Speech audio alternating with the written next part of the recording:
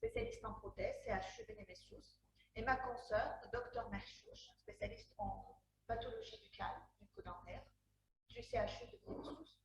On est très heureuse de partager cette formation avec vous, que j'espère sera bénéfique et claire pour l'ensemble des participants. Voilà.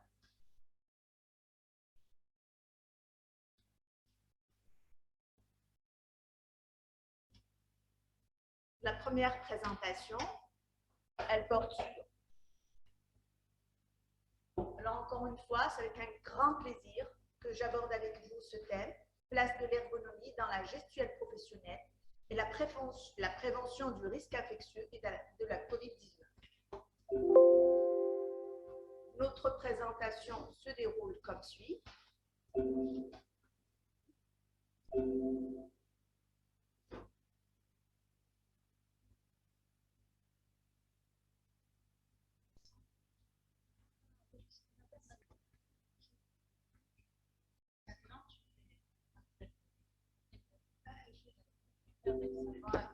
Donc je reprends, on se représente encore une fois.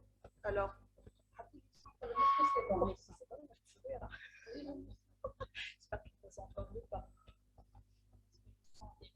est-ce que vous avez le sang? Est-ce que le sang est bon? Est-ce que vous nous écoutez? On n'a pas le partage.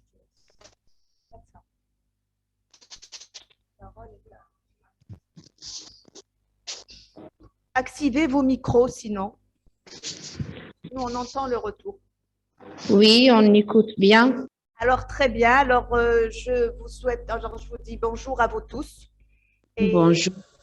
Les intervenants aujourd'hui sont Dr Merchouch, spécialiste en pathologie bucco-dentaire au CHU de Beni-Messous, et moi-même, Dr Chehboun, spécialiste en prothèse dentaire, CHU de Beni-Messous.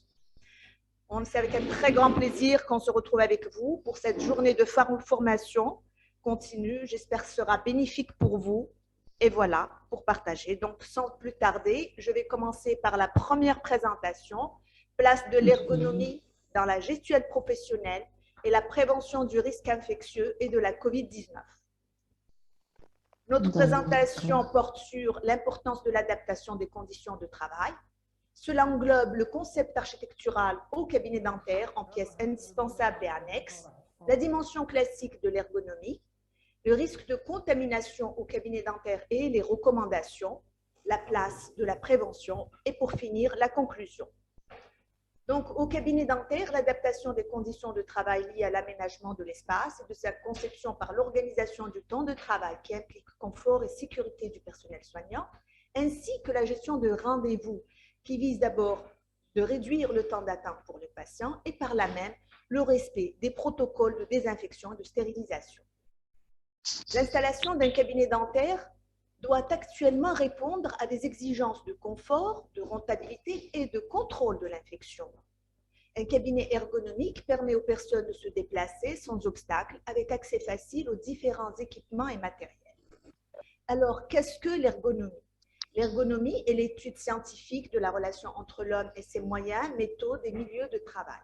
L'application de ces connaissances à la conception de systèmes qui puissent être utilisés avec le maximum de confort, de sécurité et d'efficacité et par le plus grand nombre.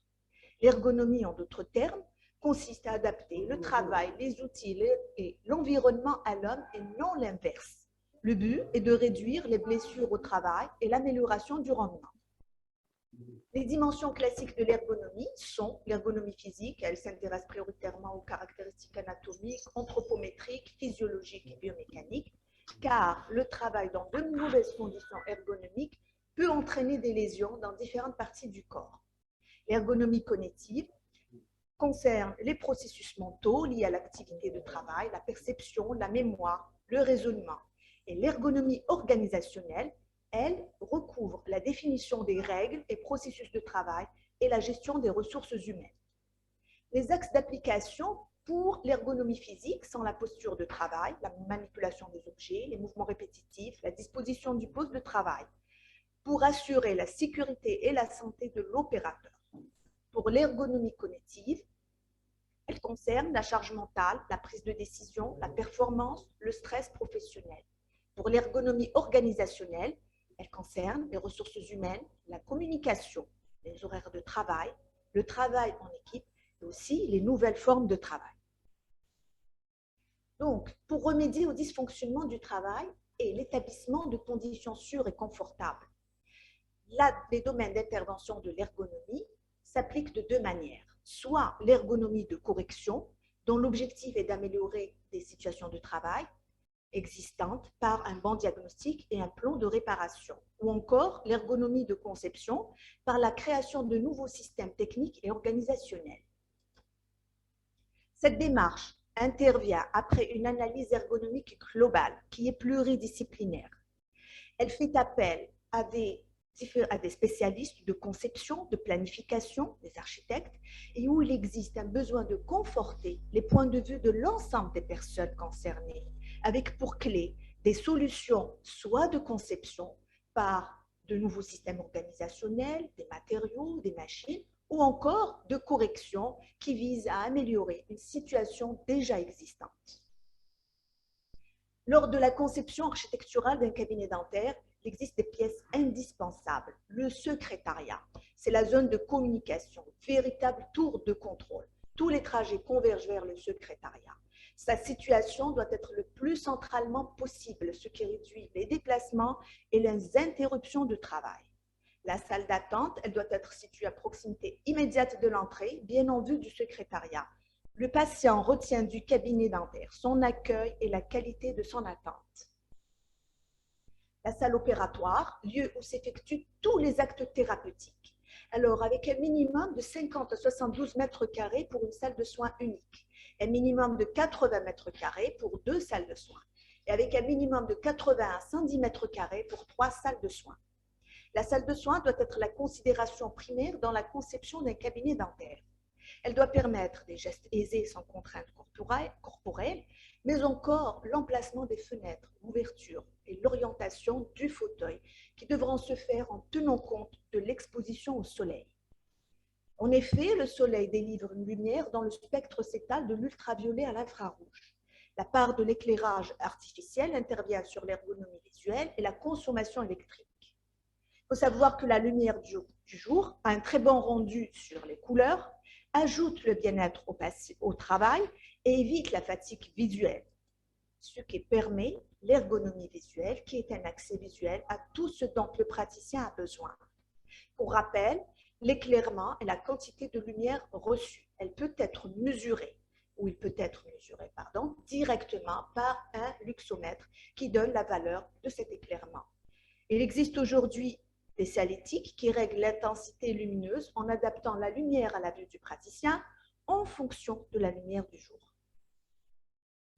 Alors, toujours en salle indispensable, la salle de stérilisation, son implantation doit se situer à 5 mètres de distance de la salle de soins. Les sanitaires dont l'état de propreté doit être irréprochable, il est préférable d'avoir 2 toilettes, une pour les patients, une autre à l'intérieur de la zone clinique pour le personnel soignant. Quant aux pièces annexes, nous avons le laboratoire de prothèses, lieu d'exécution de travaux et de réalisation d'appareils prothétiques, le bureau du praticien, la salle de repos pour le personnel et vestiaire, la salle de prévention, la salle de déstockage qui, elle, permet de libérer la salle opératoire et la salle de stérilisation. Donc, la pratique dentaire expose aux contaminations et augmente les risques infectieux par inoculation, contact direct avec le sang ou autre liquide biologique, les contaminations aéroportées par inhalation de gouttelettes de l'agent ou de salive ou encore de l'agent infectieux, par contamination d'instruments souillés ou encore par la contamination des déchets d'activité de soins à risque infectieux d'ASRI. Donc, face au risque infectieux important de contamination, le cabinet dentaire doit contenir 2 zones bien distinctes, une zone administrative et une zone clinique et paraclinique. Si ces zones n'existent pas, il faut rechercher des mesures correctives dans la mesure du possible pour le respect des protocoles de prévention et les normes d'hygiène. La gestion de rendez-vous permet de réduire le temps d'attente, le respect des protocoles de désinfection et de stérilisation. Les recommandations sont de considérer tout patient contaminant. À l'interrogatoire, rechercher les symptômes de la COVID-19. En cas de symptômes, reporter la séance. Privilégier l'imagerie extra-orale, qui évite le réflexe de toux et la projection de gouttelettes de salive. Réduire le temps de contact ou d'exposition en évitant les actes cumulables. Alors, la faible distanciation physique, œil-bouche de 0 à 3 mètres, caractérise la pratique dentaire et favorise la transmission aéroportée telle du SARS-CoV-2. De plus, l'utilisation d'aérosols destinés à refroidir les instruments à haute vitesse diffuse dans l'air des particules d'eau, d'air et de salive qui viennent se déposer après sur les différentes surfaces qui se retrouvent ainsi contaminées. Sans oublier que tous ces gestes ou actes thérapeutiques se font au contact direct avec la salive.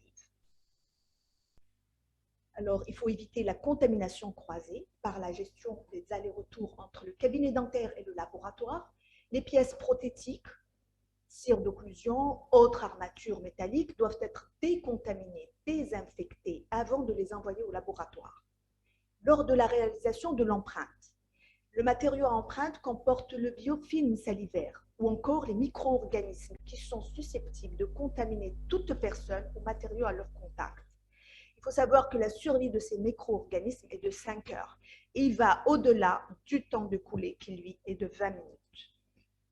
Donc, les empreintes doivent être d'abord rincées sous l'eau, décontaminées à l'hypochlorite de sodium à 0,5% pendant 15 minutes, soit par immersion lorsque le matériau est un silicone, ou encore par pulvérisation lorsque le matériau est un alginate. Alors, les DASRI, déchets d'activité de soins à risque infectieux, sont gérés par la réglementation algérienne, par le décret de 2003. Les DASRI sont conditionnés dans des emballages spécifiques adaptés aux DASRI déchets mous et déchets perforants ou coupants ou autres objets tranchants. Face à tous ces risques, il est clair que les mesures préventives doivent être plus qu'appliquées. Donc, d'abord, les mesures standards d'hygiène qui ont vu le jour avec l'émergence du virus du sida. Ces mesures ont été renforcées par les mesures barrières pour limiter la propagation de la COVID-19 en milieu professionnel et extra-professionnel. Ces mesures sont d'abord l'hygiène et nettoyage de l'ensemble du cabinet dentaire, la désinfection qui concerne aussi bien les objets, les surfaces et les tissus vivants, la stérilisation. L'objet stérile est dépourvu de germes tant que l'emballage reste intact. Nous avons aussi la prévention technique individuelle qui commence d'abord par le lavage des mains avant et après chaque soin, le port des gants et changement des gants entre 2 soins ou 2 activités. La tenue vestimentaire du praticien correspond à un niveau de risque biologique élevé. C'est une tenue qui correspond à un pantalon et tunique manches courtes, cheveux relevés, angles courts sans vernis, mains et avant-bras sans bijoux. Cette tenue doit être renforcée par l'équipement de protection individuelle qui sont la surblouse, les lunettes, le masque de protection et les gants. À côté de ces moyens de prévention, nous avons aussi la prévention médicale ou la surveillance médicale des travailleurs qui est obligatoire conformément à la réglementation algérienne, passe par les visites médicales obligatoires, la vaccination contre l'hépatite B qui est obligatoire par l'arrêté du 25 avril 2000, la vaccination antidiphtérique d'été adulte obligatoire par l'instruction du 25 janvier 2000 et la vaccination antigrippale qui est fortement recommandée ainsi que la vaccination contre la COVID-19. La prévention passe aussi par l'information et la formation. Informer les travailleurs sur les risques professionnels auxquels ils sont exposés, sur la nécessité de respecter les mesures préventives, afficher les méthodes et protocoles de stérilisation et de désinfection, vulgariser l'information et la documentation sur la prévention des risques professionnels en assurant des actions de formation du personnel. Et pour finir, on va dire que l'ergonomie concerne la conception de la situation de travail, ce que le praticien mobilise au niveau physique, mental ou psychologique, et dépasse la tâche de travail qui vise à offrir les meilleures postures. Elle s'exprime en termes de santé, mais encore de compétences et d'efficacité de confort. L'ergonomie optimise la qualité des soins en préservant la santé de l'équipe soignante et des praticiens. Et je vous remercie. Si vous avez des questions, le débat est ouvert.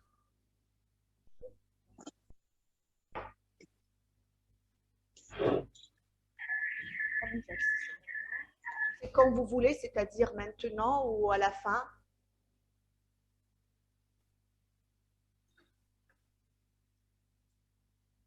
Il n'y a pas de questions. Vous voulez, d'accord. Donc, on enchaîne avec la deuxième présentation de Dr Mahchouch. Dr Mahchouch, vous avez la parole.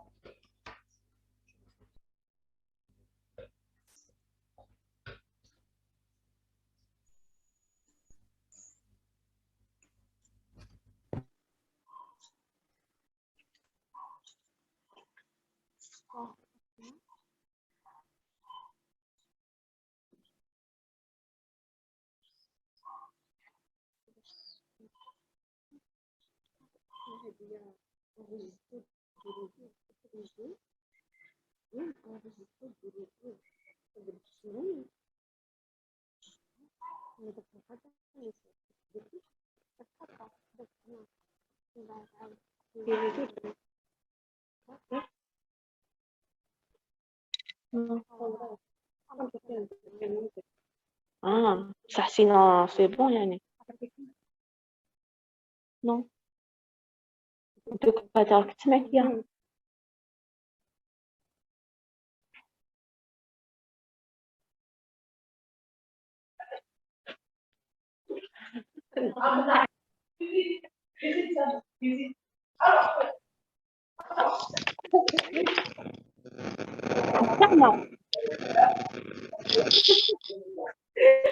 T'enlever ça, حنايا.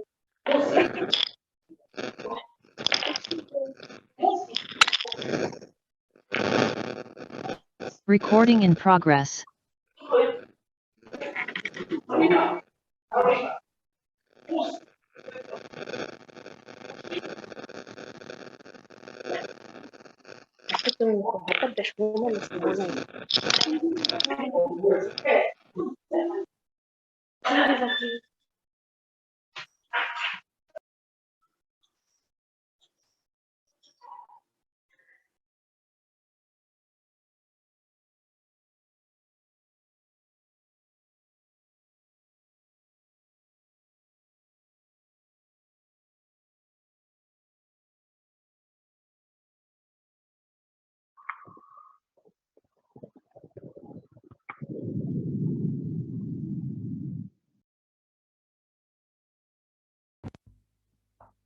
Bonjour tout le monde.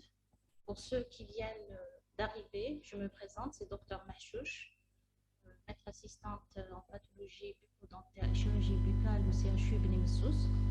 Aujourd'hui, je présente la conduite à tenir devant un malade sous biphosphonate, une pathologie qu'on voit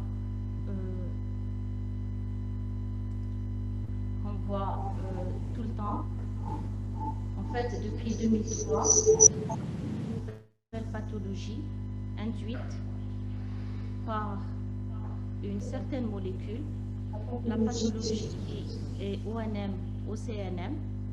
La molécule est biphosphonate. Les deux questions qui se posent perpétuellement, faut-il arrêter ou maintenir les biphosphonates? Y a-t-il un consensus pour la prise en charge de ces malades? Pour répondre à ces deux questions, nous allons voir dans un premier temps les biphosphonates, définition, les effets, on va définir l'ONM, comment faire le diagnostic devant l'ONM. Ensuite, nous allons passer à la prise en charge, le sujet d'aujourd'hui. Au cours de ces dernières années, nous recevons de plus en plus dans nos consultations quotidiennes des patients candidats ou bien déjà sous traitement biphosphonate. L'intérêt de connaître les biphosphonates, leurs conséquences sur la cavité buccale et en odontologie. Nous sommes convaincus que le rapport bénéfice-risque de telles prescriptions occulte certains effets secondaires au niveau dentomaxillaire dominés par l'ONM. De plus, on observe une augmentation récente et importante d'ostéonécrose qui nous a conduit à proposer ce thème de travail. Les biphosphonates, ce sont des molécules synthétiques analogues des prophosphates inorganiques naturels. Possèdent des propriétés anti-résorptives, anti-angiogéniques, anti-tumorales, pro-inflammatoires et une action sur les tissus mous. Les biphosphonates sont utilisés pour traiter les maladies dans lesquelles il existe une résorption osseuse excessive, conduisant d'une part à des hypercalcémies et d'autre part à des atteintes osseuses à l'origine de douleurs et de fractures. On peut diviser les biphosphonates en deux groupes, ceux qui sont utilisés dans les hypercalcémies malignes et les ostéolyses tumorales et ceux qui sont utilisés dans l'ostéoporose, le même pouvant éventuellement avoir les deux indications.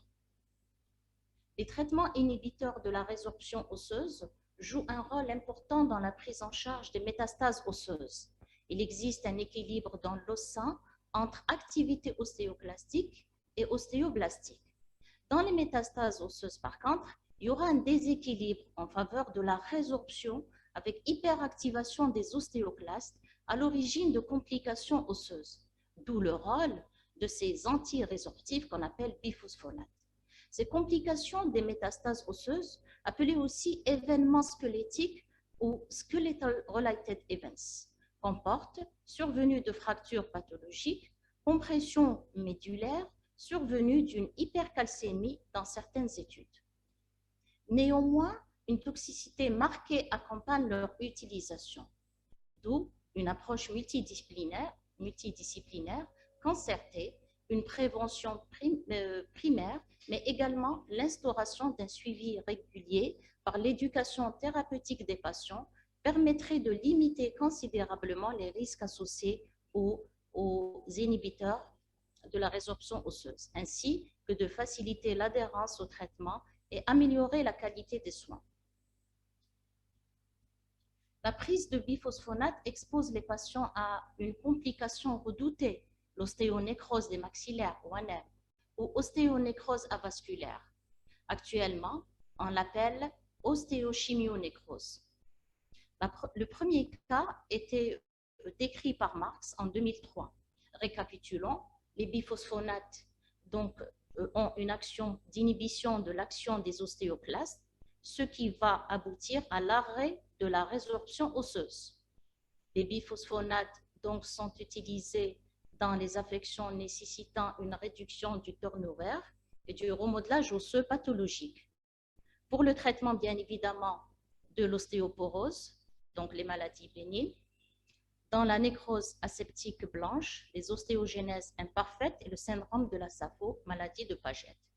Et bien évidemment, dans le traitement des hypercalcémies malignes, processus métastatique et myélome multiple. Les biphosphonates sont utilisés par voie orale, dans l'ostéoporose par exemple, comme exemple de molécules d'hydronel, actonel, Fosamax, et par voie injectable dans les maladies, par exemple myélome et métastase, comme molécules Zometa, Bonviva, Aridia. L'élimination des biphosphonates se fait par voie rénale. Les biphosphonates ne sont pas métabolisés. Environ la moitié de la dose se fixe sur l'os. Et c'est ça qui donne ces complications d'ONM. L'autre moitié est éliminée par le rein sans modification de leur structure. Il faut savoir que la demi-vie osseuse des biphosphonates est longue. Donc, pour l'alendronate, par exemple, elle est estimée à environ 10 jusqu'à 12 ans.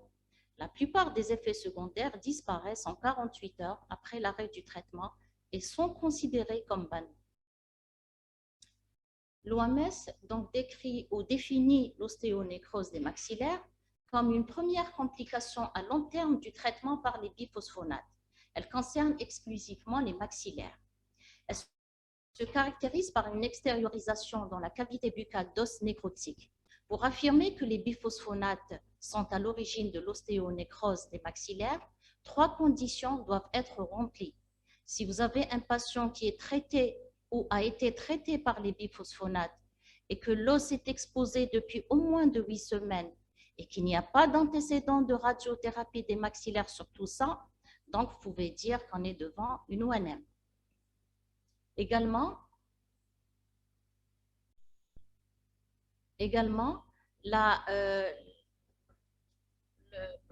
il y a d'autres 3 caractères aussi qui sont bien définis. Quand nous avons un traitement par anti-résorptif ou anti-angiogénique antérieur ou en cours, la présence d'os explosifs pouvant être sondée à travers une fistule extra-orale dans la région maxillofaciale.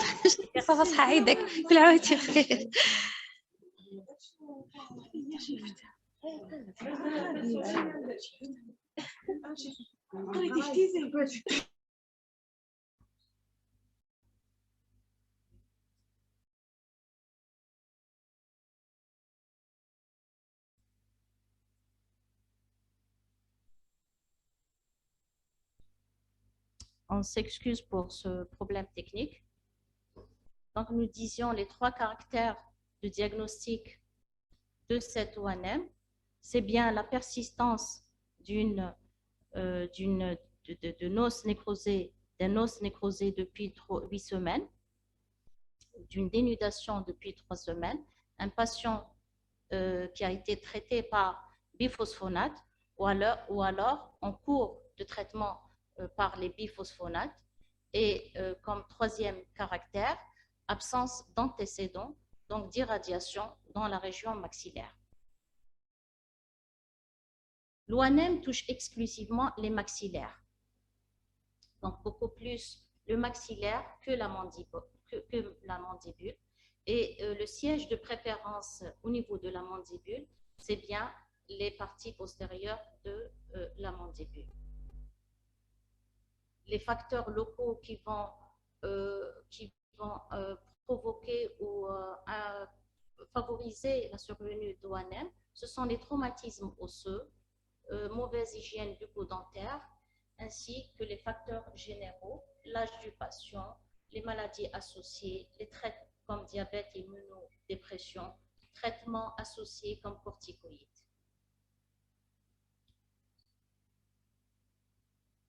Les facteurs liés au biphosphonate, bien sûr, la molécule, comme par exemple zolhydronate, ainsi que les doses cumulées des biphosphonates.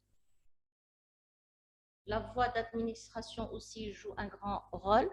Donc, les biphosphonates sont provoqués surtout par l'ONM plutôt est provoqué surtout par les biphosphonates qui sont injectés par voie intraveineuse. Nous avons 3 générations de biphosphonates. La première génération, on va donner un exemple comme d'hydronel. Pour la 2e génération, le plus connu, c'est Aridia. Et 3e génération, le plus connu, c'est Zometa. Donc, devant une ostéonécrose des maxillaires, nous pouvons avoir comme symptômes douleur, os à nu, engourdissement, mobilité dentaire, retard de cicatrisation, et ça peut donner un aspect d'alvéolite. Si évolution défavorable, nous aurons une fistule cutanée ou muqueuse, suppuration, parfois cellulite. Nous pouvons aussi avoir des communications bucco-sinusiennes.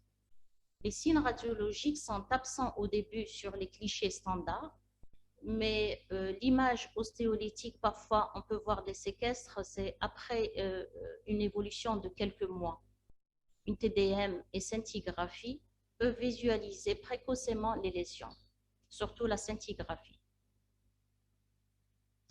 Alors, pour la classification de l'ONM, selon l'AOMS en 2014, donc comme stade 0, c'est un patient qui n'a pas une évidence clinique, donc on n'a pas une symptomatologie d'os nécrotique, mais plutôt des symptômes cliniques ou radiographiques, mais qui ne sont pas spécifiques. Dans le stade 1, nous avons l'os exposé qui est nécrotique, mais le patient est asymptomatique, encore plus sans signe d'infection. Au stade 2, nous avons toujours l'os exposé qui est nécrotique, avec évidence de l'infection. Donc l'infection qu'on ne constatait pas, qu'on ne voyait pas au premier stade, Là, au deuxième stade, nous aurons une évidence de l'infection et le patient, bien sûr, est symptomatique. Au stade 3, l'os est exposé, il est nécrotique toujours, avec évidence de l'infection et une évolution donc de l'exposition nécrotique prolongeant au-delà de l'os alvéolaire. Nous entamons maintenant la prise en charge odontostomatologique des patients traités par biphosphonate, bien sûr selon l'ANSM, ex-FSAPS, décembre 2007. Donc, elle nous a donné la conduite à tenir devant les patients candidats au biphosphonate, devant un patient sous biphosphonate mais sans qu'il y ait une ONM, et les patients sous biphosphonate avec ONM. Aujourd'hui, je ne vais pas développer la prise en charge des patients candidats au biphosphonate, ce n'est pas notre sujet d'aujourd'hui, mais plutôt je passerai directement vers la prise en charge des malades traités par biphosphonate dans le titre de notre communication aujourd'hui. Alors, je disais que l'ANSM a élaboré des recommandations concernant la prise en charge bucco-dentaire des patients traités par biphosphonate. Alors, ces trois situations, je disais, donc, concerner ces patients sous biphosphonate qui ont, bien sûr, qui n'ont pas une ONM évidente, qui n'ont pas du tout une ONM, et des patients qui présentent sous biphosphonate et qui présentent une ONM. Donc, nous allons commencer par des patients qui n'ont pas une évidence d'ostéonécrose. Alors, pour le suivi bucco-dentaire, il est pratiqué par un spécialiste tous les 4 mois et au moindre symptôme bucco-dentaire en collaboration avec le médecin traitant. Le dépistage et traitement des foyers infectieux par des gestes aussi peu agressifs que possible pour l'os, le parodonte et les muqueuses. Et nous pouvons donc utiliser des attelles de contention pour les mobilités de stade 1 et 2 au lieu de l'extraction dentaire. Donc, éviter les extractions dentaires. La présence, lorsqu'on est devant une mobilité stade 3 dedans, donc là, la présence d'un foyer infectieux actif, l'extraction se fait sous anesthésie locale ou loco-régionale sans vasoconstricteur, sous traitement antibiotique la veille de l'extraction, puis jusqu'à cicatrisation muqueuse complète. Pour la régularisation de la crête alvéolaire, elle est inévitable, il faut la faire. Il faut aussi suturer les berges de façon hermétique et bien sûr sans tension. Pour les gestes de chirurgie parodontale et implantaire sont contre-indiqués. Si une extraction dentaire est indiquée, et devant l'insuffisance des données de la littérature, l'arrêt des biphosphonates semble être controversé. Surtout donc a été déclaré par l'AA-OMS en 2014. Pour certains, l'arrêt, surtout avant un acte chirurgical, n'apporte rien. Pour d'autres, l'arrêt 2 mois avant et jusqu'à cicatrisation pour les biphosphonates ferreux serait bénéfique. Pour les patients traités maintenant par les biphosphonates, mais avec mise en évidence d'ostéonécrose, c'est-à-dire qu'ils présentent une ONM. Ruggiero propose une classification selon l'évolution. Elle a été faite selon l'évolution clinique de la lésion. Donc, il parle de stade 1 où nous avons une exposition osseuse asymptomatique. Le stade 2, elle est symptomatique, donc douleur et ou infection. Et le stade 3, nous avons beaucoup plus fractures ou festules externes. La prise en charge, donc, elle se fait en milieu hospitalier. Maintenant, faudrait-il arrêter ou poursuivre? C'est selon le médecin. Il ne faut pas omettre, bien sûr, le bilan radiologique. Pour la prise en charge de la symptomatologie, bien sûr, donc, surtout douloureuse, parce que le patient, quand il va se présente pour le motif de douleur. Et nous devons, dans ce cas-là, contrôler l'infection et arrêter surtout la progression de l'ostéonécrose. En plus de l'hygiène, au stade 1, il faudrait donner des antalgiques et antiseptiques, donc un antiseptique local. Au stade 2 et 3, toujours antibiotiques en association pendant 14 jours. Si allergie, bien sûr, on passe à la clindamycine ou donc azithromycine. Dans l'os nécrosé asymptomatique sans infection, Donc, nous devons utiliser des bains de bouche à base de chlorhexidine, pas de traitement chirurgical, des soins conservateurs si nécessaire. Dans l'os nécrosé avec présence de douleurs et infection, toujours bain de bouche à la chlorhexidine, en solution aqueuse et antibiotiques. Jusqu'à présent, les germes isolés se sont avérés sensibles au bêta-lactamine. Certains prélèvements ont montré la présence d'actinomycètes. Le traitement antibiotique doit alors être adapté à ce type de germes et sans oublier bien sûr l'antibiogramme.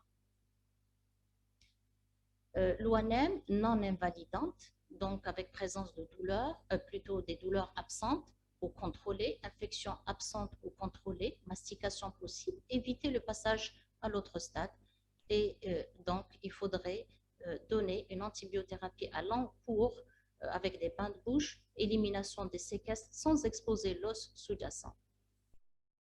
L'ONM invalidante avec douleur modérée à sévère, voire sévère, infection diffuse, mastication impossible. Un seul critère de ces trois donc est suffit. Pas de consensus. On doit contrôler les infections diffuses. En cas de fracture, bien sûr, il faut poser une plaque de reconstruction avec des ancrages éloignés de la zone de nécrose. Le laser est une technique prometteuse. Les recommandations de l'AOMS, équivalent américain de l'AFSAPS, diffèrent quelque peu dans le sens où elles sont plus détaillées. Par exemple, il existe des nuances dans le stade avéré d'OCN, comme détaillé dans le tableau suivant.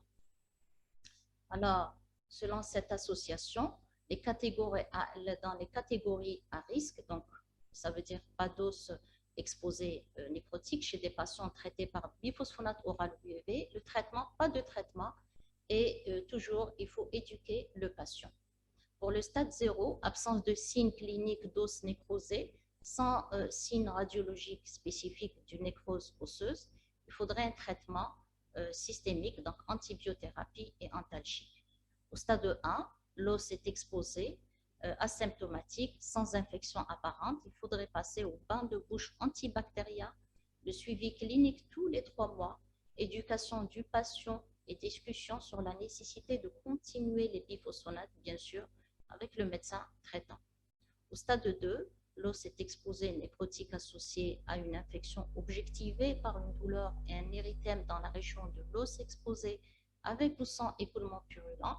Il faudrait donc donner un traitement symptomatique avec les antibiotiques oraux à large spectre, la pénicilline, céphalexine, clindamycine quand il y a une allergie, et bain de bouche antibactérien, contrôle de la douleur, débridement superficiel pour soulager et éviter l'irritation des tissus mous. Au stade 3, donc l'os exposé nécrotique avec douleur, infection et au moins un élément suivant, donc fracture pathologique, fistule extraorale ou ostéolyse, étendue de la branche horizontale bien sûr. Donc il faudrait donner des bains de bouche antibactériens, antibiothérapie et contrôle de la douleur. Le débridement avec résection chirurgicale pour une palliation au long terme de l'infection et de la douleur. Donc, la prise en charge en odontostomatologie de ces patients traités par biphosphonate nous suscite à poser toujours la question arrêter temporairement ou maintenir le traitement. Donc, cette réponse donc, est donnée bien sûr par le médecin traitant. Quand il s'agit de traitement par voie intraveineuse, il y a contre-indication de l'arrêt du traitement chez les patients cancéreux. Et pour la voie entérale, arrêt temporaire permet l'élimination spontanée des séquestres.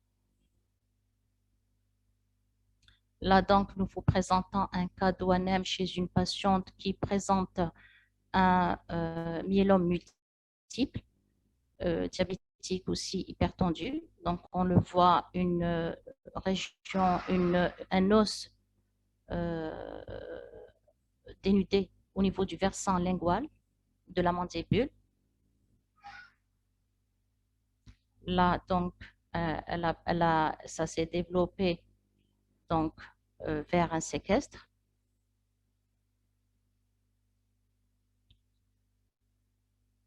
La radio donc, nous montre une séquestration.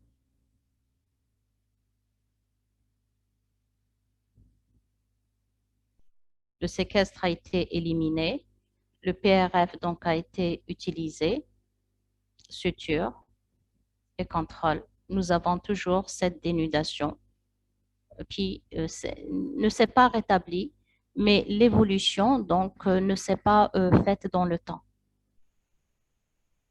En conclusion, les biphosphonates réduisent environ 20 à 50% le risque de fracture liée à l'ostéoporose. Les premiers cas d'ONM sont liés en particulier aux zolhydronates et pamidronates. Le risque est augmenté avec zolhydronate, Zometa, qu'on appelle Zometa, plus qu'avec pamidronate, Aridia. L'ONM ne concerne pas uniquement les patients traités par voie veineuse, patients traités par voie péreuse aussi peuvent présenter l'ONM. Aridia est administré par voie veineuse mensuellement dans les myélomes. Zometa a une capacité de réduire rapidement et d'autres façons prolongées des niveaux augmentés de K. Zolhydronate et pamidronate inhibent l'angiogénèse et peuvent induire des nécroses avasculaires. Si intervention buccale, atteindre la cicatrisation minimum 3 semaines, idéalement 120 jours, c'est-à-dire jusqu'à la cicatrisation osseuse selon l'AFSAPS 2007. Et je vous remercie.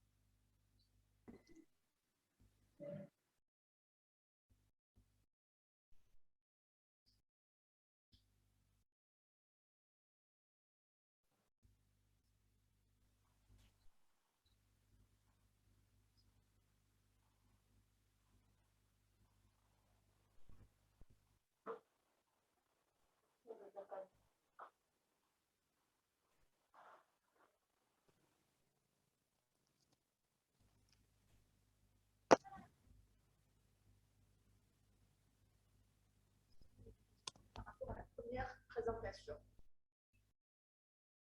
sur l'ergonomie.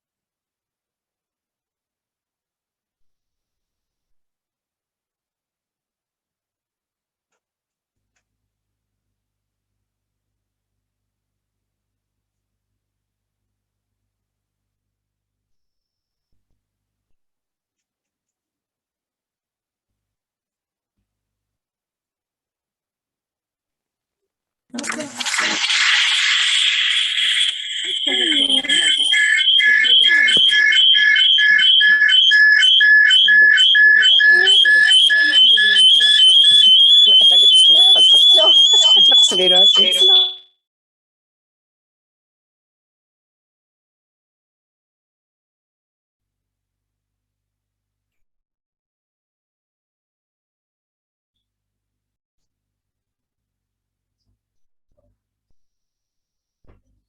je vous invite.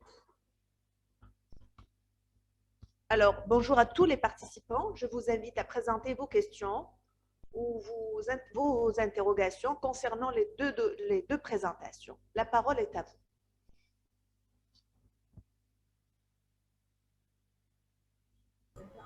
Bonjour, désolée, je ne vous entends pas bien. Bonjour madame. Bonjour, Smhouli, hein. J'étais un peu occupée, j'étais avec le professeur Latafi.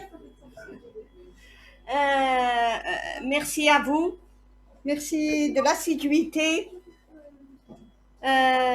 J'espère que vous êtes bien installés, l'équipe elle est bien avec vous, vous travaillez bien avec eux, c'est des bons facilitateurs, professeur.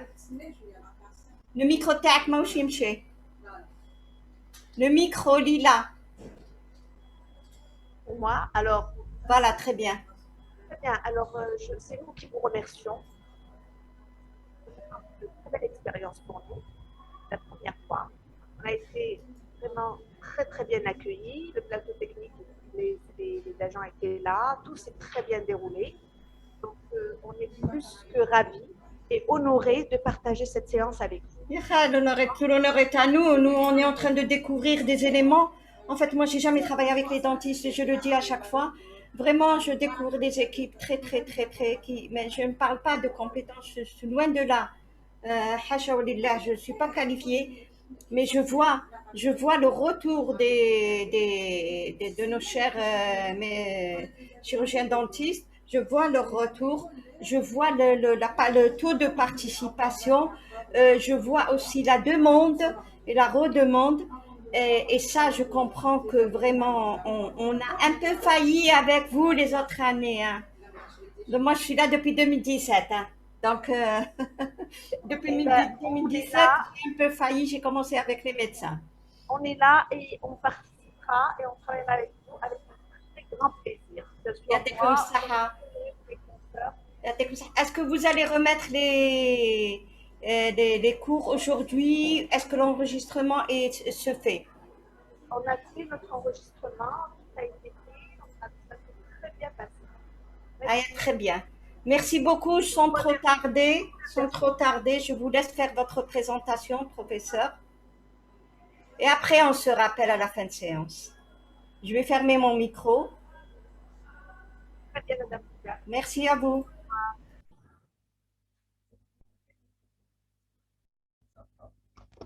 Alors, à l'ensemble des participants, si vous avez des questions concernant la première communication, la présentation sur la place de l'ergonomie, ou encore la deuxième présentation sur la conduite à tenir devant les patients sous biphosphonate, on est à votre écoute. Allez-y, n'hésitez pas. C'est une journée de partage.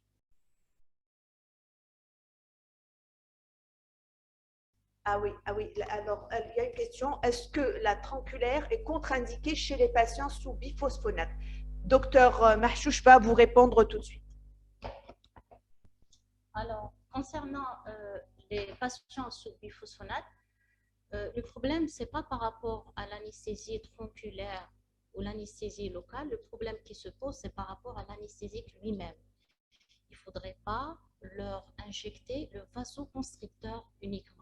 Donc, en réponse à cette question, la tronculaire n'est pas contre-indiquée, mais c'est le vasoconstricteur qui est contre-indiqué.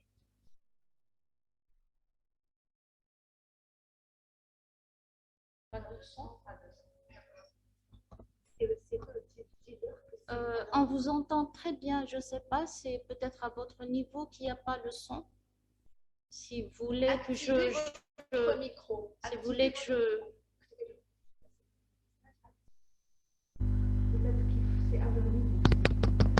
D'accord, regarde.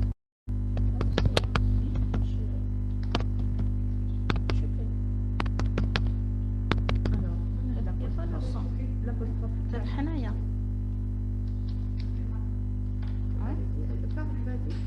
Est-ce que vous m'entendez comme ça? Hein?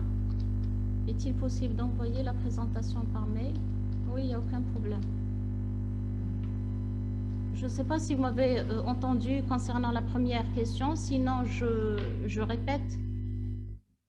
Oui, oui, donc je dois répéter. Alors, concernant la question qui m'a été posée, la tronculaire est contre-indiquée ou non, j'ai répondu, j'ai dit que le problème ne se pose pas par rapport à la tronculaire ou la locale, mais plutôt à l'anesthésique, c'est-à-dire par rapport, là on est connecté. Ah, donc le problème qui se pose, c'est par rapport à l'anesthésique, donc au vasoconstricteur. C'est le vasoconstricteur qui est contre-indiqué. Voilà la réponse.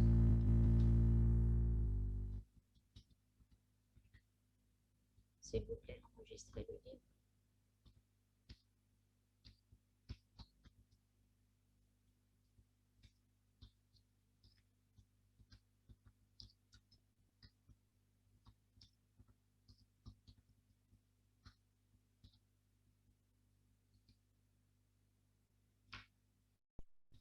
S'il vous plaît, approchez le micro.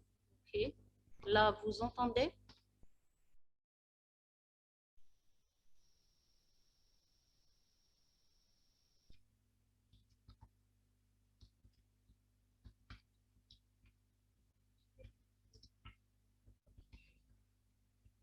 Environnement, extra. S'il vous plaît, activez votre micro.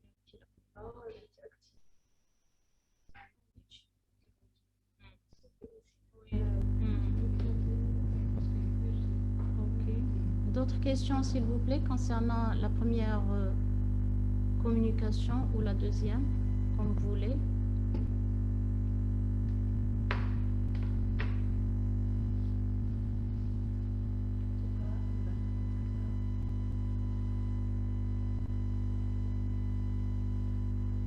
Pourquoi le vasoconstricteur est contre-indiqué? Voilà. L'ONM, l'ostéonécrose des maxillaires, ou en fait, c'est quoi? L'os, on appelle aussi l'os avasculaire, c'est-à-dire l'os est nécrosé. Pourquoi il est nécrosé? Parce qu'il n'y a pas de vascularisation, il y a peu de vascularisation. C'est pour cela, donc, quand vous utilisez le vasoconstricteur, donc lui, il va provoquer une vasoconstriction qui va encore augmenter le problème de la norme, c'est-à-dire qu'il va empêcher la vascularisation. C'est pour cela que le vasoconstricteur est contre-indiqué. Là déjà, c'est une nécrose avasculaire. Là déjà, il n'y a pas il n'y a pas de vascularisation, il n'y a pas une irrigation vasculaire. Donc, si vous utilisez un vasoconstricteur, vous allez encore donc provoquer une nécrose.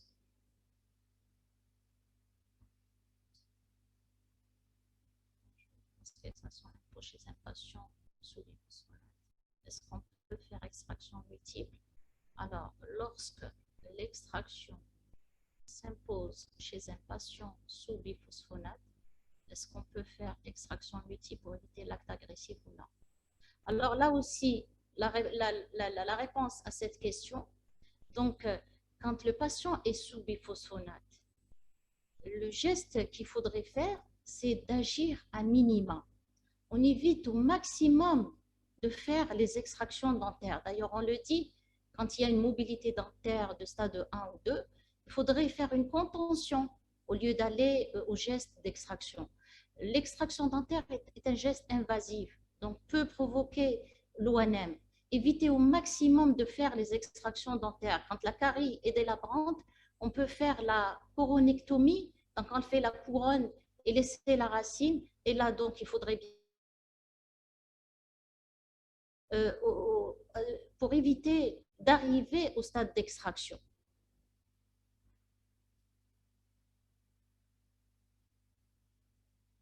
En cas de nécessité de soins dentaires, quelles sont les précautions? En cas de nécessité de soins dentaires, vous voulez dire les soins dentaires en général, paro, prothèses ou soins dentaires osseux? En cas de, au contraire, dans les malades sous biphosphonate, on préfère de faire les soins dentaires, le soin de la dent, si on peut le faire, hein, si la dent est conservable, si on peut le faire, au lieu d'aller vers une extraction dentaire.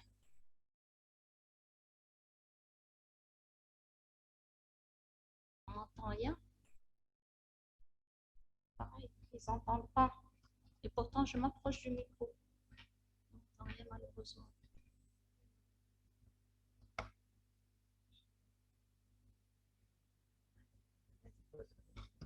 Je ne sais pas si vous m'avez entendu ou non.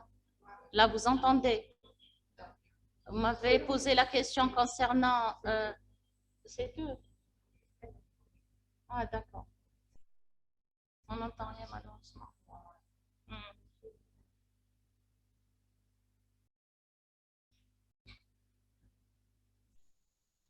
Message. Vas-y.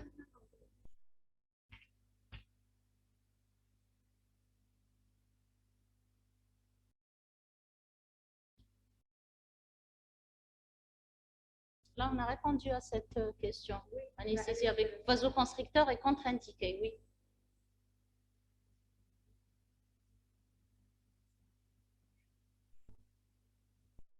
Ça dépend des stades. Ça dépend des stades pour le traitement parodontal, le détartrage des patients. Écoutez, l'idéal, c'est de faire la remise en état de la cavité buccale avant, c'est-à-dire chez le patient candidat au biphosphonate, avant de le mettre sous biphosphonate. Et là, quand le patient, là, on n'a pas parlé aujourd'hui de patient candidat au biphosphonate. Pourquoi? Parce que ce n'est pas le thème d'aujourd'hui, mais puisque les questions qui se posent dans le même volet, je vais parler maintenant. On m'a posé tout à l'heure la question, faudrait-il faire des extractions multiples avec suture pour ne pas agresser la cavité buccale? Ça se fait, cela on peut le faire quand le patient est candidat au biphosphonate, c'est-à-dire il n'a pas été encore mis par son médecin traitant, l'oncologue ou rhumato, sous biphosphonate. Là, ce qu'il faudrait faire, il faudrait faire la remise en état de la cavité buccale, c'est-à-dire faire les extractions multiples, régularisation de crête, la plastie muqueuse, des sutures bien sûr, faire tous les soins qu'il faut, extraction de toutes dents non traitables. Mais quand le patient est sourd, là, elle entend. Hein. Le problème est techniquement chez les participants, oui, c'est ce qu'on a dit tout à l'heure. Maintenant, quand le patient est sous biphosphonate, là, il faudrait voir selon les stades qu'on a décrits tout à l'heure. Et on a dit, selon que l'ONM donc, est déclenché ou non, donc nous avons une prise en charge selon chaque donc, catégorie de patients, soit il est sous biphosphonate et que l'ONM n'est pas encore déclenché, ou sous biphosphonate avec une ONM déclenchée. Donc, les actes invasifs, que ce soit parodontal ou chirurgie buccale, donc, seront faits de préférence ne pas les faire et agir toujours à minima. Mise en condition de la bouche. C'est quoi la question là?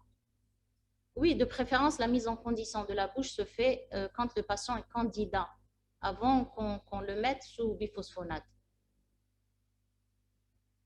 Pour la biodisponibilité des biphosphonates, en fait, les biphosphonates ne sont pas métabolisés par le corps. Donc, la moitié des biphosphonates se fixent au niveau de l'os. Il y a un relargage osseux qui dure des années et l'autre moitié est éliminée par les reins.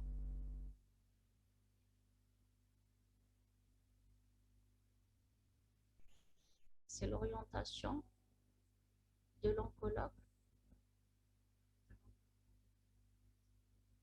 Avant le traitement. En fait, c'est l'oncologue qui nous envoie le malade. C'est lui qui nous envoie le malade. Nous, on se concerte avec lui concernant la dose de biphosphonate.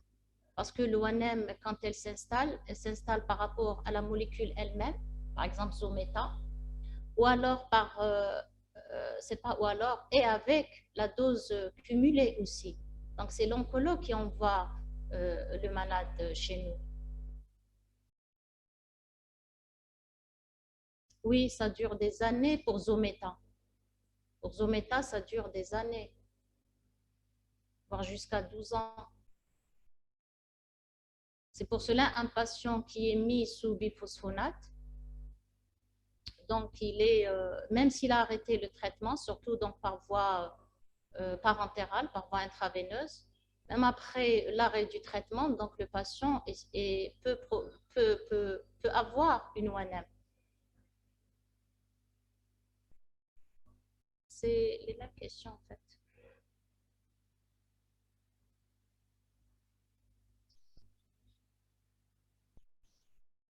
De préférence ankylosée. De préférence faire une corénectomie, c'est-à-dire enlever la couronne et traiter la racine.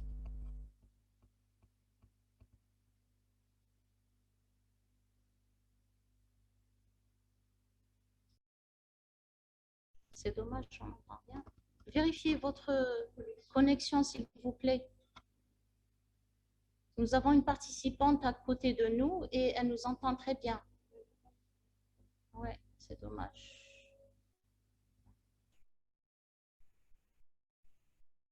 Ah, là, il l'entend bien. Donc, il faut vérifier, s'il vous plaît, votre connexion.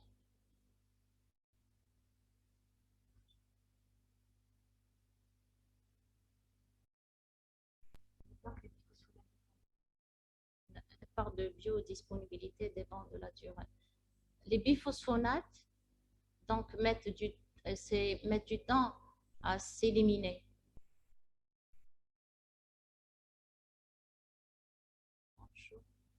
On n'entend pas.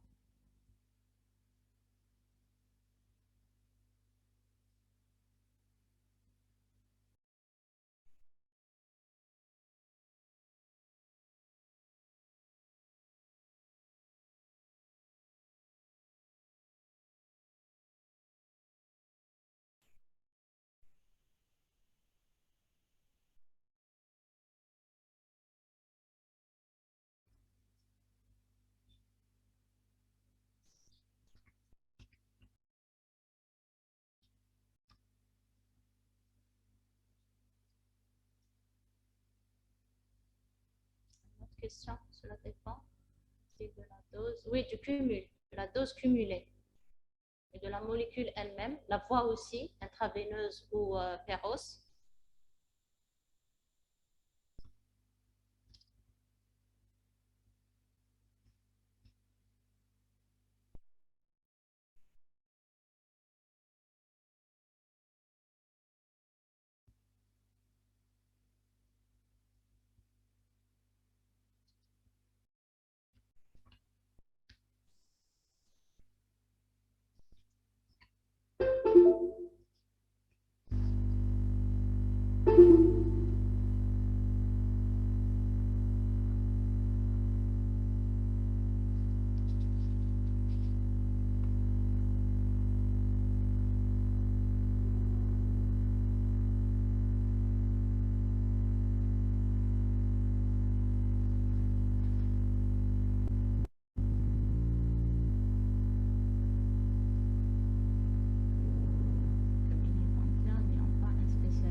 La prise en charge, un patient qui est candidat au biphosphonate, qui n'est pas encore donc mis sous biphosphonate, c'est possible de le prendre en charge dans un cabinet parce que là, vous allez faire une remise en état de la cavité buccale, bien sûr, en suivant les recommandations des associations de professionnels de santé.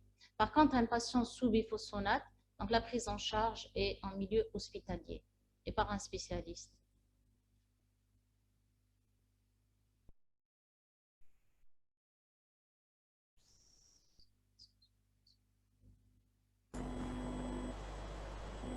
Faire extraction chez un patient sous biphosphonate, il faudrait vraiment que ça soit indiqué. Je vous ai dit si la mobilité... Il y a un problème dans le sang, avec le sang. Il y a un petit problème avec le sang, ça se coupe. On entendait très bien tout à l'heure. C'est juste maintenant. Hein. C'est juste maintenant. Dis-là, essaye de vérifier. Si ça va. Alors, je répète pour la... Très bien, très bien. Bien maintenant, ok. Pour la question tout à l'heure, est-ce que tu peux commenter? On peut voir la question. C'était quoi l'extraction? L'extraction dentaire après l'extraction, oui, c'est ça. Après la séance de biphosphonate. J'ai dit donc il faut éviter au maximum d'arriver aux extractions dentaires. Vous entendez là? Je peux continuer? Oui, très bien. Donc, il faut éviter au maximum de faire les gestes invasifs, en l'occurrence l'extraction dentaire. J'ai dit, si on peut faire le soin, on le fait. S'il y a une mobilité dentaire, donc on peut, de degré 1 ou 2, stade 1 ou 2, donc il faudrait faire une contention au lieu d'extraire. Si la carie est trop importante, elle est débordante, on va faire donc une coronectomie, donc enlever la couronne et laisser la racine, bien sûr, en faisant un traitement canalaire sur la racine. Pour l'extraction dentaire, il faut vraiment, pour la faire, c'est à main forcée. Il faut prendre les précautions. Et pour les précautions, la question suivante était, est-ce qu'il faudrait une antibiothérapie? Oui, il faudrait donner la veille et jusqu'à la cicatrisation. On donne les bêta-lactamines. Maintenant, s'il y a une allergie, on passe au clindamycine ou alors l'azithromycine. On travaille en collaboration. Voilà. On travaille en collaboration avec les oncologues avant d'entamer. De préférence, oui, de préférence, prendre le patient avant de le mettre sous biphosphonate. Et ça, c'est le rôle de l'oncologue parce que c'est lui qui voit le malade avant nous pour cette pathologie d'ordre général. Malheureusement, les patients qui présentent un cancer sont vus tardivement. C'est pour cela on reçoit moins ces patients avant la mise en œuvre de biphosphonate chez eux. Par contre, pour les pathologies bénignes, en l'occurrence l'ostéoporose par exemple, ces patients sont généralement orientés chez nous avant avant de les mettre sous biphosphonate, parce que l'ostéoporose, ce n'est pas comme la maladie cancéreuse où le patient est diagnostiqué tardivement. Donc, du coup, le bénéfice et risque là, donc il faudrait voir est-ce qu'il faut faire la remise en état de la cavité buccale, après il faut le mettre sous traitement, ça ne sera pas possible parce que c'est la pathologie que présente le patient qui le met en danger. Donc il faudrait commencer rapidement les biphosphonates et ne pas attendre la remise en état de la cavité buccale. Ce n'est pas comme dans les pathologies bénignes, comme j'ai dit, comme l'ostéoporose.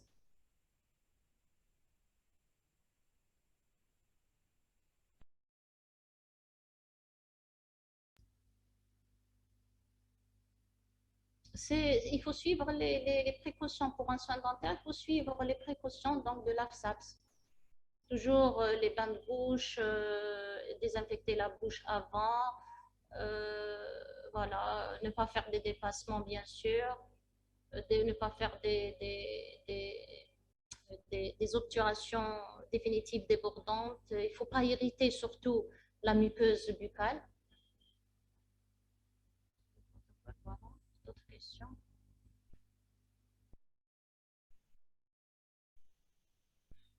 Traitement EDF.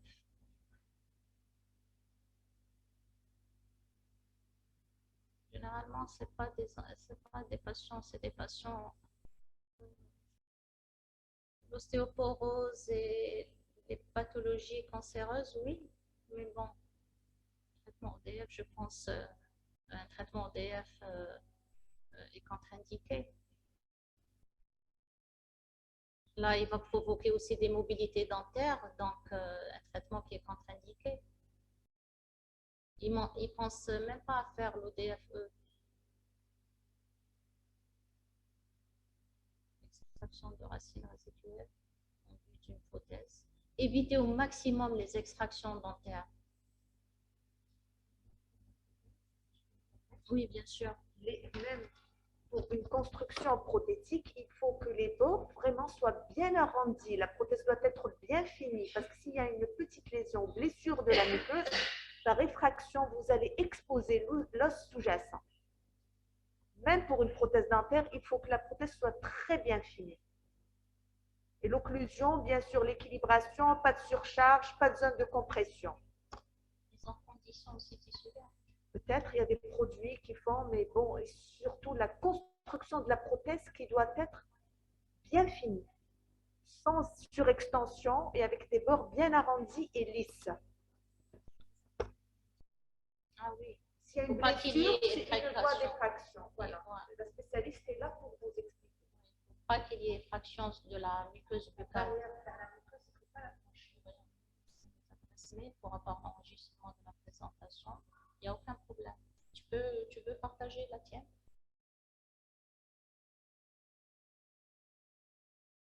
Non, pour moi, il n'y a pas de problème.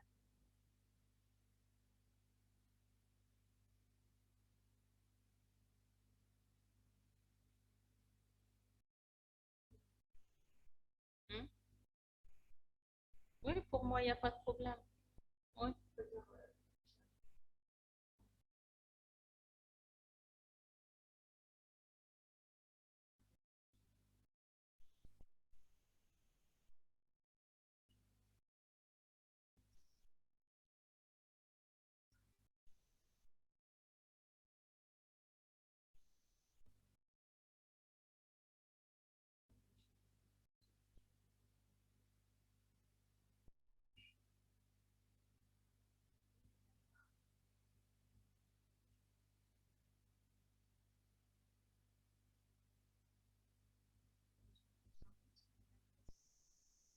Toujours après l'arrêt de biphosphonate, c'est toujours par rapport à la dose cumulée, la molécule elle-même, la voie d'administration. Donc, si, remettez pas la question pour que je puisse la voir. Après 2 ans de risque. Voilà. Donc, j'ai dit, c'est par rapport à la dose cumulée. Donc, si la dose est importante, même après l'arrêt du traitement par biphosphonate, le patient donc, peut présenter l'ONM après.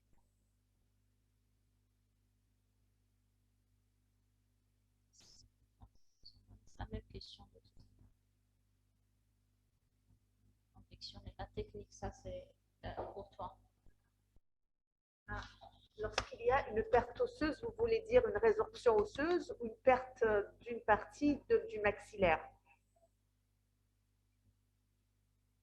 Pour la perte osseuse importante, si vous parlez de la résorption osseuse, c'est une technique classique, c'est-à-dire que vous passez par les empreintes primaires et ensuite les empreintes secondaires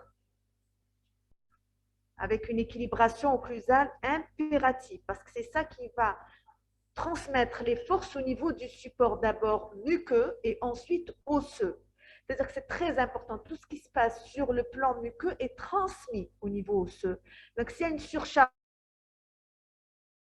la membrane, enfin l'épaisseur de la muqueuse buccale qui va être enflammée, ensuite il pourrait y avoir une effraction au niveau muqueux, une blessure. Et là, vous allez exposer l'os sous-jacent parce qu'en réalité, le support, le vrai support d'une prothèse, il est osseux. La muqueuse, elle recouvre le support osseux. Donc, pour la technique de confection, elle est classique. L'empreinte primaire, l'empreinte secondaire, on fait comme ça sommairement, puis l'enregistrement de l'occlusion, l'essai fonctionnel et la livraison. À la livraison, s'il vous plaît, la prothèse doit être bien finie, des surfaces lisses et des bords achromatiques, c'est-à-dire arrondis, sans surextension, avec une épaisseur de 2 mm minimum.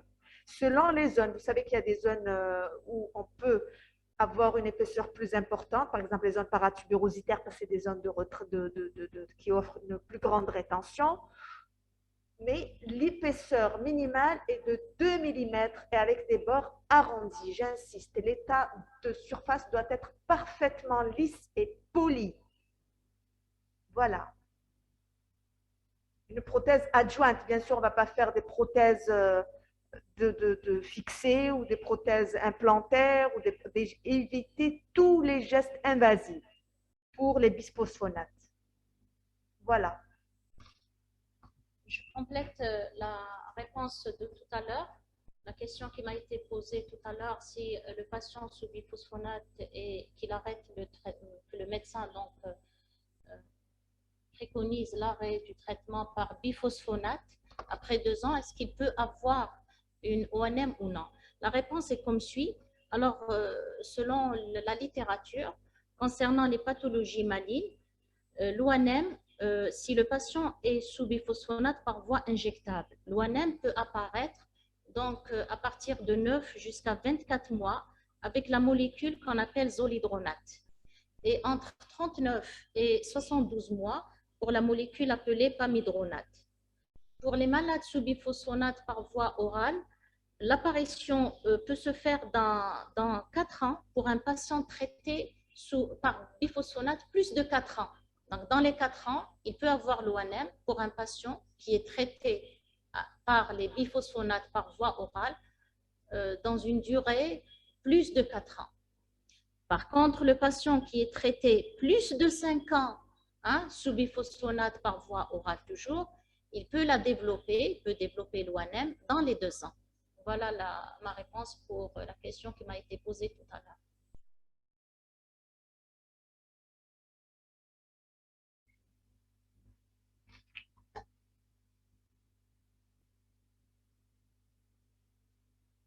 Il y a d'autres messages, mais on n'arrive pas à les...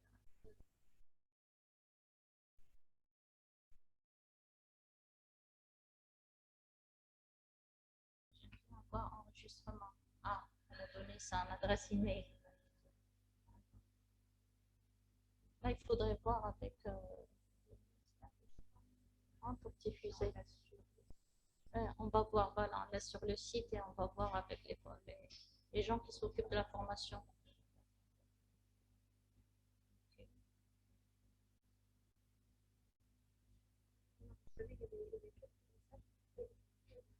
Là, ils s'entendent. Il y avait encore 12 minutes. Si vous voulez contrôler pour voir si on a répondu à toutes les questions. Moi, je pense les messages concernant leur boîte. Solution prothétique idéale pour un patient sous biphosphonate. Alors, là, est-ce qu'on a répondu ça? J'ai répondu tout à l'heure, je pense. Solution prothétique, la conception, comment faire, Ah, là, c'est la solution. Quelle est la prothèse idéale, oui. Toi, tu confirmes qu'il n'y a pas de geste invasif. Alors, Pour la solution prothétique idéale pour un patient sous biphosphonate, c'est la prothèse la moins invasive possible, c'est-à-dire une prothèse amovible, je vous ai expliqué, qui peut l'enlever et la remettre. Elle peut être modifiée, réadaptée, polie. Vous voyez, c'est ça l'intérêt de la prothèse amovible. Parce que pour mettre une prothèse, par exemple une prothèse conjointe ou autre type de prothèse, il faut faire d'abord une taille, une préparation dentaire. Et là, forcément, vous allez tracer une limite cervicale, vous allez toucher un petit peu le parodonte, donc éviter tout geste invasif. C'est ça le patient sous biphosphonate, il ne faut pas que les gestes soient invasifs. Donc, la prothèse la plus simple, c'est la prothèse amovible, bien faite, d'exécution, irréprochable, avec le poli de surface, l'épaisseur des bords et l'arrondi des bords. Surtout, pas de surextension. Ma consoeur pathologiste va vous confirmer la position thérapeutique. Je lui donne la parole. Oui, le plus important, c'est de ne pas léser la muqueuse. Donc, il faudrait, comme elle a dit ma consoeur, travailler dans les normes et éviter tout traumatisme. Parce qu'on avait dit tout à l'heure, concernant la cause, parmi les causes de la survenue de l'ONM, c'est les gestes invasifs et aussi quand il y a un traumatisme sur la muqueuse buccale qui est induit, par exemple, par une prothèse mal conçue, un traitement débordant, un traitement, un soin qui est débordant, qui déborde et qui lèse la muqueuse. Voilà, la mauvaise hygiène.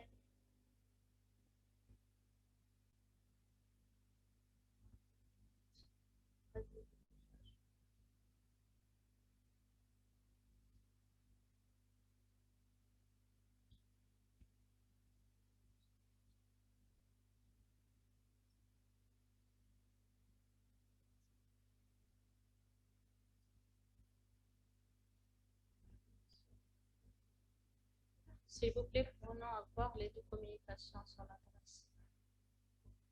Est-ce que les implants sont contre-indiqués pour les... Oui, Les implants sont contre-indiqués. ah, candidat. Comment ça? Il est candidat au biphosphonate, il va mettre les implants? Non. Il va pas penser à mettre les implants avant la prise en charge oncologique. Il pense à sa maladie. Mais vous savez, après, imaginez, il va mettre les implants. Il faut attendre. Ça, on l'accepte. Hein, on accepte de faire les implants avant la prise de biphosphonate. Alors, vous imaginez l'ostéo-intégration. Il faut attendre l'ostéo-intégration et s'assurer que le patient ne fera jamais une périimplantique. Là, c'est impossible donc de faire des implants avant de faire, comment on appelle ça, de prendre les biphosphonates. Ça, c'est impossible.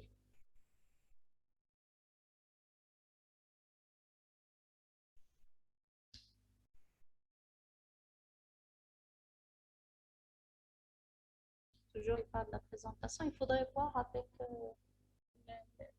les cadres. Le ministère, je ne sais pas, c'est lui qui peut gérer l'envoi de ces communications. Ah, on peut les envoyer. Voilà. Oui. Oui. Voilà. Ils peuvent les trouver sur la plateforme, c'est ça? Ouais.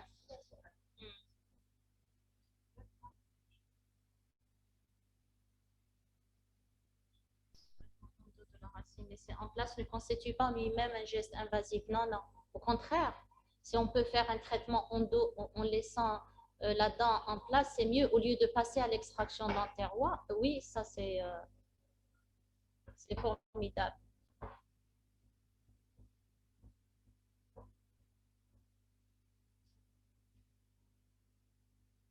Là, j'ai répondu à cette question. Oui, c'est les mêmes questions pratiquement.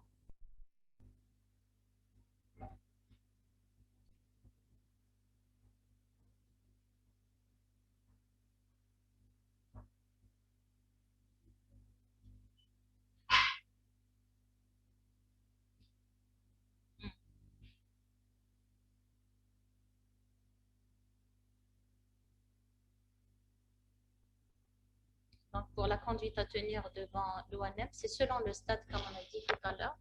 Donc, soit l'os nécrosé n'est pas infecté, qu'il n'y a pas une symptomatologie. Donc, il faut surveiller, mettre si donc, il est nécrosé avec une symptomatologie, qu'il n'y a pas une infection de l'os nécrosé, donc il faudrait passer au traitement de la symptomatologie, c'est-à-dire antibiotiques et antalgiques. Plutôt passer à l'antalgique parce qu'il y a douleur uniquement, il n'y a pas une infection, passer au bain de bouche et antalgique. S'il y a une infection, donc passer aux antibiotiques à base de bêta-lactamine. S'il y a une allergie, donc on donne clindamycine ou l'azithromycine. Si maintenant il y a l'os nécrosé avec une infection et séquestration par exemple, donc il faut enlever le séquestre, mettre le patient toujours sous antibiotiques sans omettre les bains de bouche qui sont donnés, préconisés pratiquement dans tous les stades et même en dehors de ça. S'il y a extension de la nécrose vers l'os avoisinant, donc il faudrait enlever cette infection, faire le débridement. Et s'il y a fracture, il faut donc faire une contention. Bien sûr,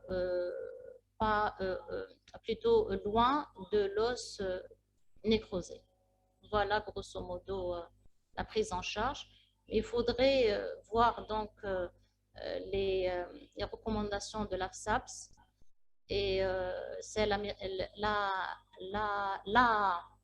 OMS, celle de 2014, pour suivre la prise en charge selon les stades.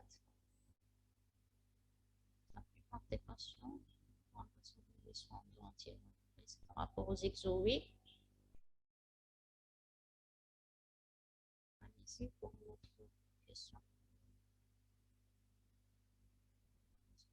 C'est la dernière. Bonjour, docteur. Je vais poursuivre ma question.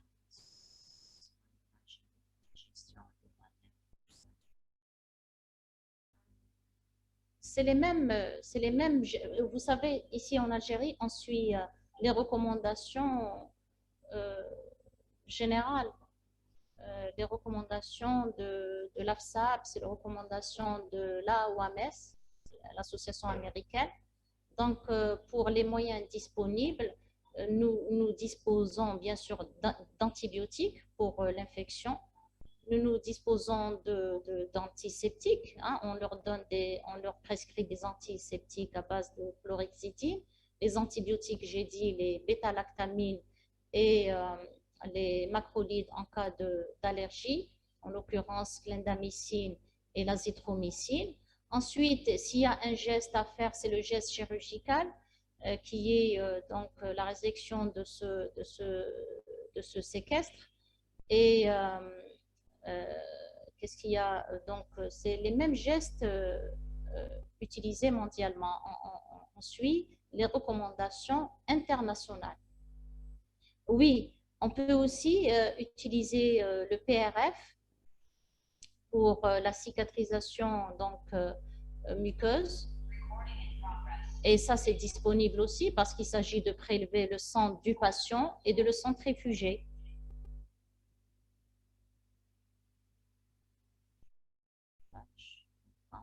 Votre présentation.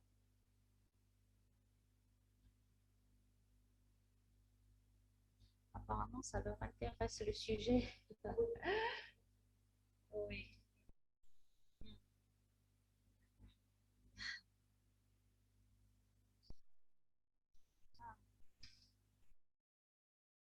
S'il faut refaire une autre présentation plus détaillée, peut-être.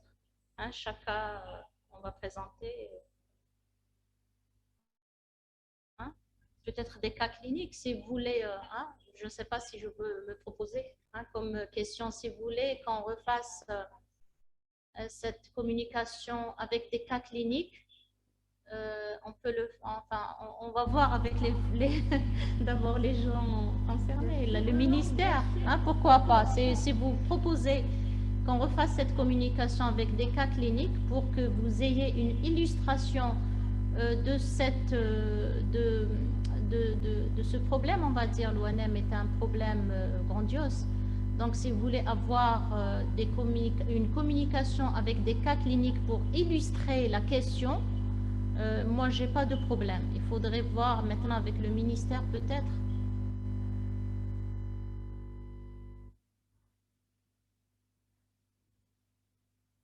Non, si ça a été... Je réponds, là. Oui, des cas cliniques, s'il vous plaît, bien sûr, s'il vous plaît, oui. Si vous êtes intéressé, on verra avec le ministère. Je pense que quand vous allez voir des cas, vous allez bien illustrer la question.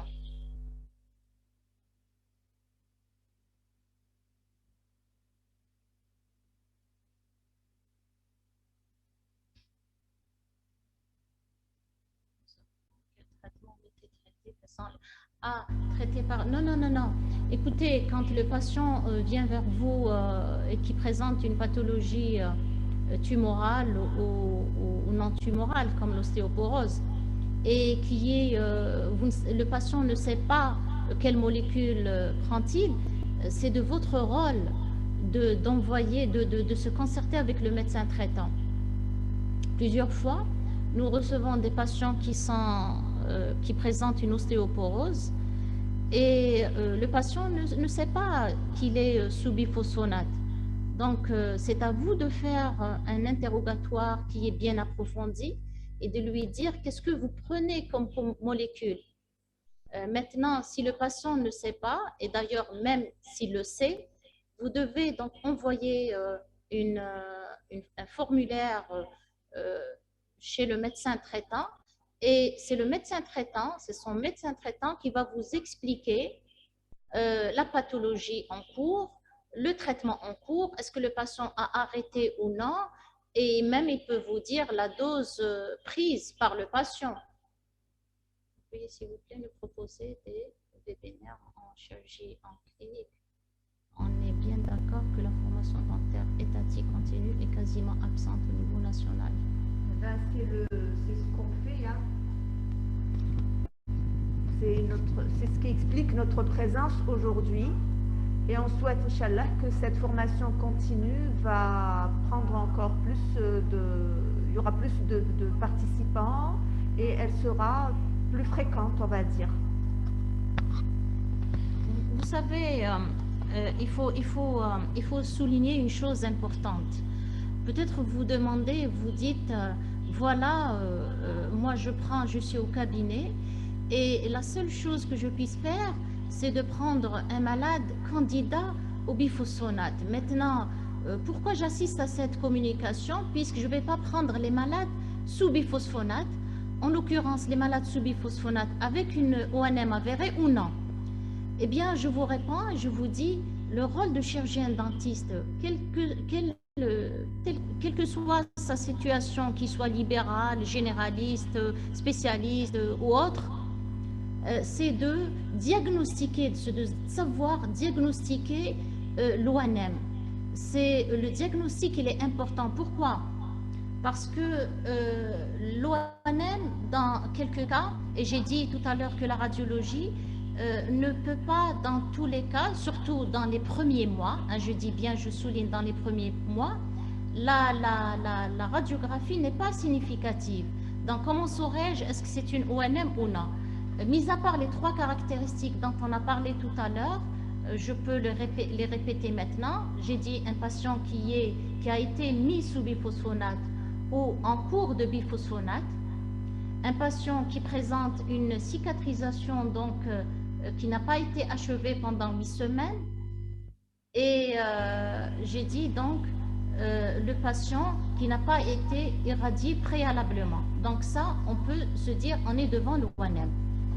Le point qui est important à vous dire, que parfois l'ONM ressemble au diagnostic différentiel de l'ONM et se fait aussi avec une alvéolite. Donc vous, quand vous êtes dans le cabinet dentaire et vous recevez après une extraction dentaire, je dirais, un patient chez qui vous n'avez pas fait l'interrogatoire, vous ne savez pas est-ce qu'il est sous biphosphonate ou non, ou chez un patient à qui vous avez fait extraction, et vous savez qu'il est sous biphosphonate et que vous n'avez pas pris vos précautions, ou un patient qui est sous biphosphonate, il ne vous a pas dit qu'il est sous biphosphonate, et vous avez fait une extraction et après il revient. Et que cette ONM, elle peut ressembler à une alvéolite. Donc votre rôle ici, là où vous êtes, c'est de savoir la diagnostiquer et dire est-ce que c'est une alvéolite ou alors c'est une ONM.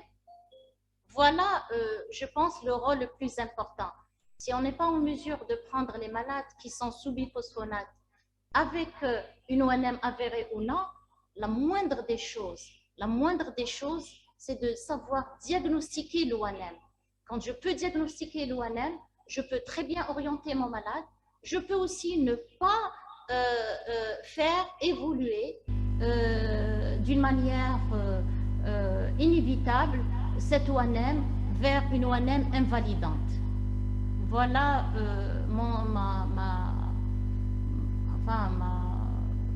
mon conseil à vous. Prothèse fixée, ça c'est pour toi.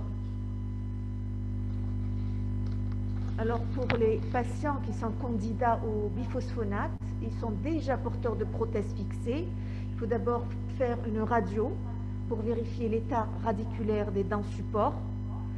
Vérifier aussi la ligne de finition de la limite cervicale, parce que c'est très important que le bridge soit étanche, et l'intermédiaire des bridges avec les embrasures, c'est-à-dire au niveau proximal, les évents qui sont préparés en vue d'accueillir la gencive papillaire. Il ne faut pas qu'il y ait une compression à ce niveau-là. Si le bridge est bien exécuté, Et s'il n'y a pas de, si les traitements endo ont été correctement réalisés, vous pouvez considérer ça comme une prothèse qui est déjà en place et que le patient peut la garder. On ne va pas détruire quelque chose qui est bien fait, qui est bien conçu. Et surtout, depuis combien de temps ce bridge il est en place? 1 année, 2 années, 5 ans, 10 ans, ça dépend. Donc, c'est à vous de juger la radiographie et cliniquement. Et bien sûr, le niveau d'hygiène du patient. Est-ce qu'il se brasse correctement? Est-ce qu'il fait attention à son hygiène buccale? Tout ça est important.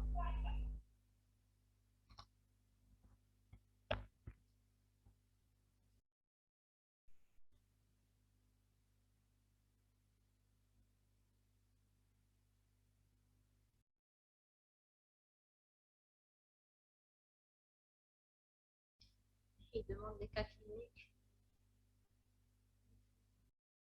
Prochainement, Inch'Allah, si nous aurons à présenter d'autres communications, pourquoi pas?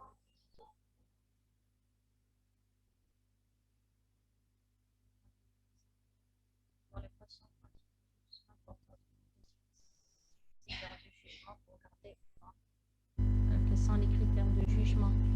Tu as répondu. Ok.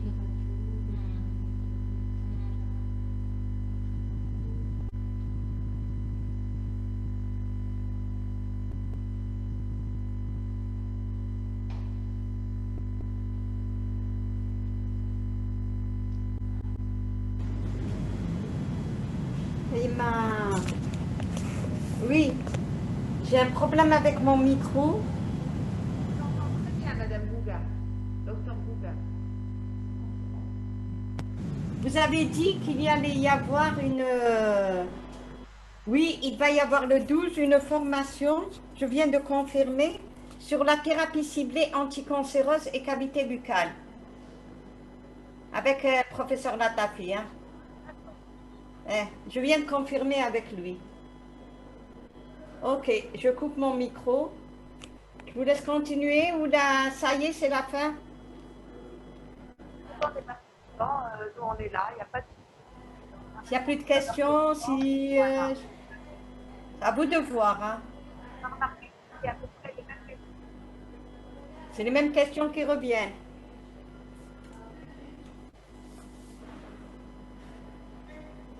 Moi, je vais vous laisser. Je dois partir à une réunion, donc je vais vous laisser et dire à tout le monde bon week-end. Madame Bouga, Et merci à vous deux, Yatekom Saha. Professeur, on reste en contact par rapport à ce que je vous ai dit tout à l'heure. Je vous rappelez-moi dès que vous aurez une information. Merci beaucoup. Saha, merci. Aïe, au revoir.